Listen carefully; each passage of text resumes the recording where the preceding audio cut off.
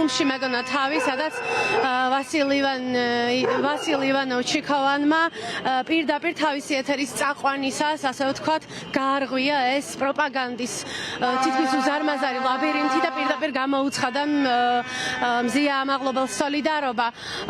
მე მგონი ეს ამან მთლიანად შეცვალა დღეს კლიმატი. ჩვენ ხედავთ საზმაუს მცველებს, ასევე ეძახით ადამიანებს, რომლებმაც არ გაყიდეს თავიანთი აზრი რეჟიმზე და ისინი დგანან ახალ ფოიეში და სოლიდარობას უცხადებენ ქალბატონ მზიას, ბათუმელებს და ჩვენც გარდან უცხადებთ სოლიდარობას.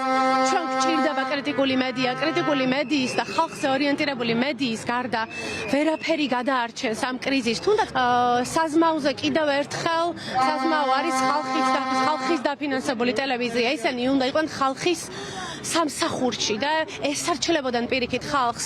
არათუ ჩვენ უნდა ვეხვეწოთ მათ რაღაცა კრიტიკულ კითხვებს.